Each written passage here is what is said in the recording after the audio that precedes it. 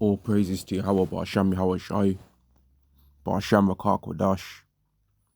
Double honors to the apostles and the elders of Great Millstone, and Shalom to the elect to the nation of Israel.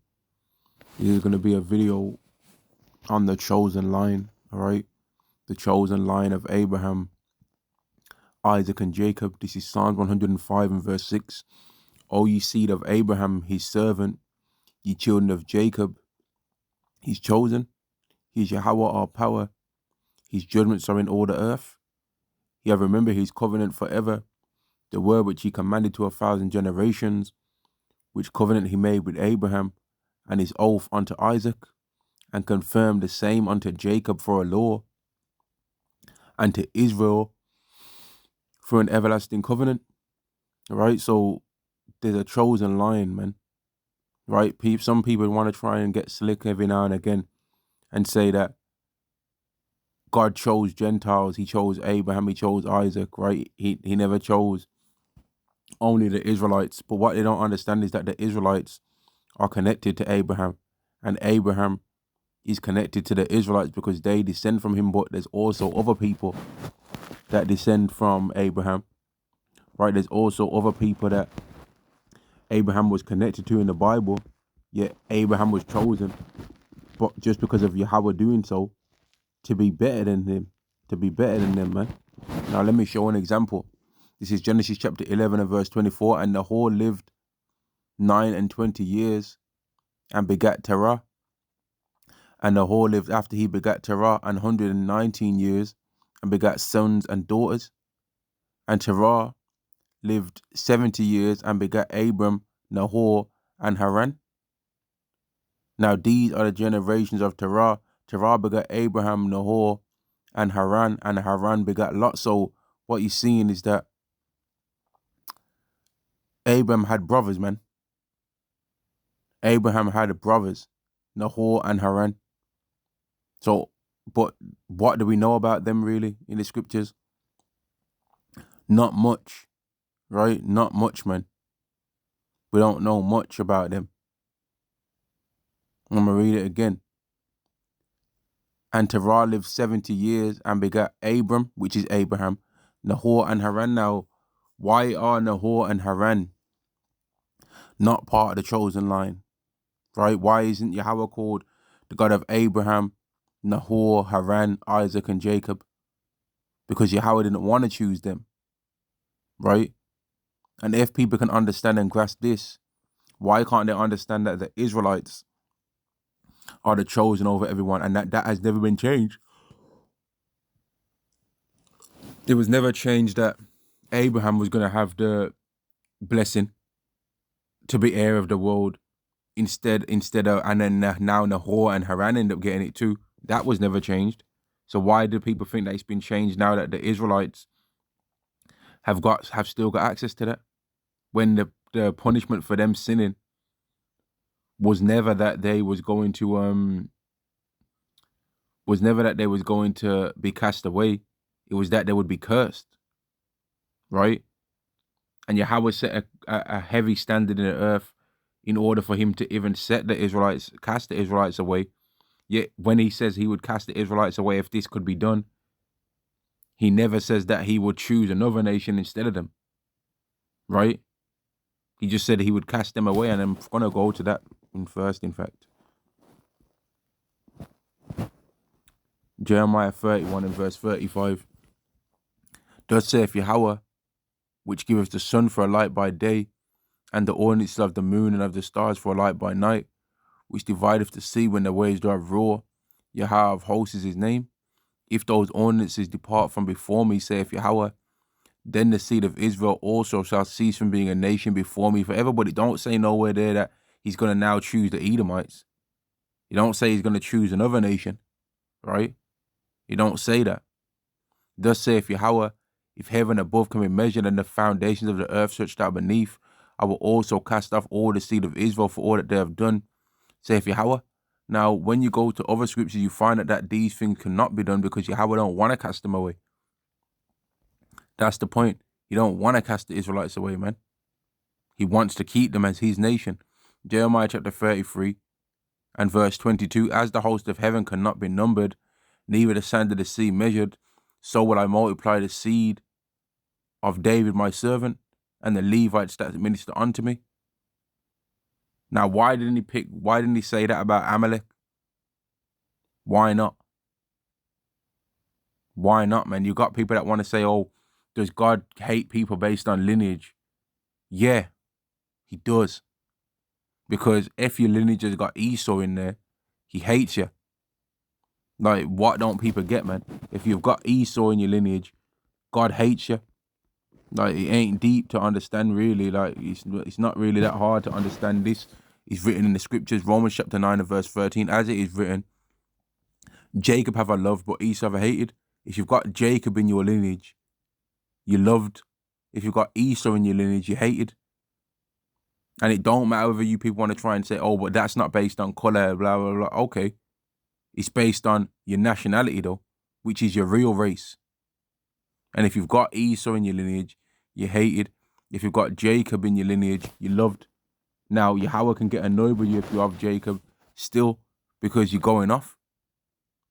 And he can punish you for that and make you end up receiving the things you're supposed to receive anyway.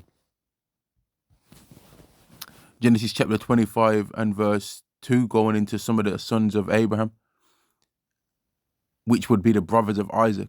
And she bare him Genesis chapter 25 verse 2, and she bare him Zimran and Jokshan and Medan and Midian and Ishbak and Shua.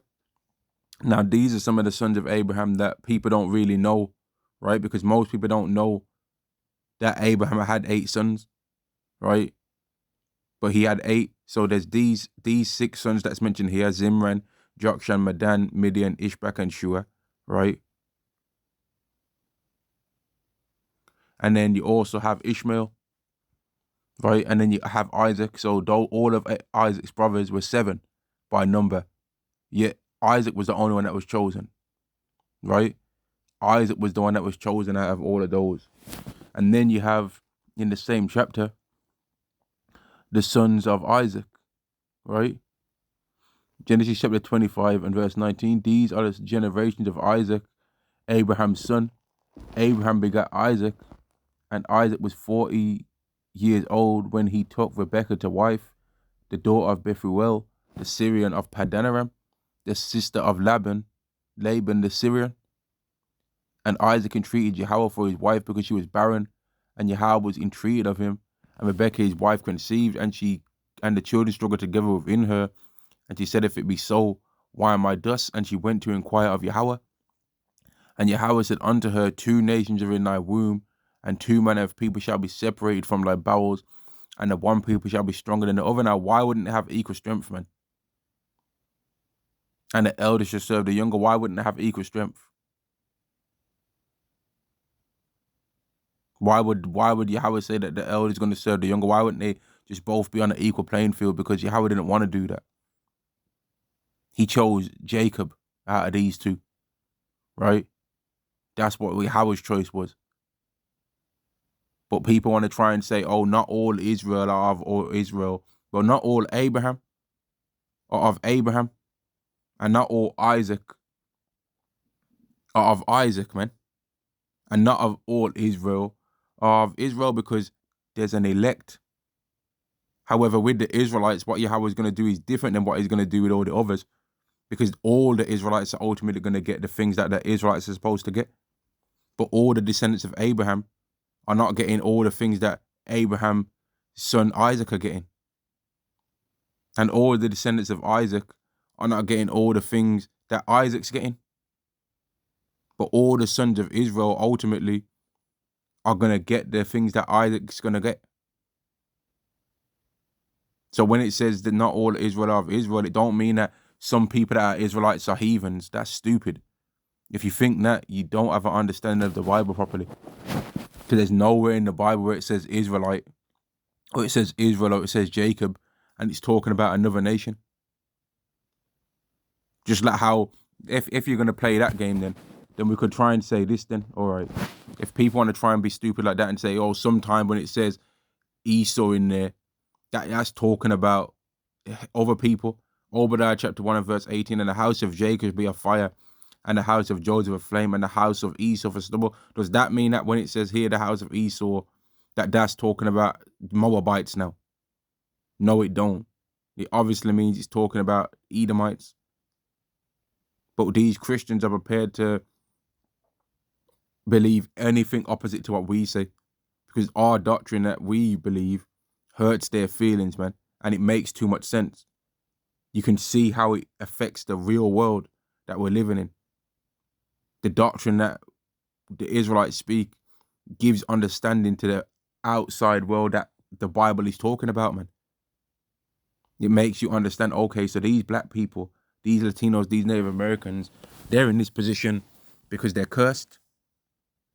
And then when these Christians start looking at us and start seeing how we live, they're starting to notice that we're cursed, man. But they ain't gonna admit that.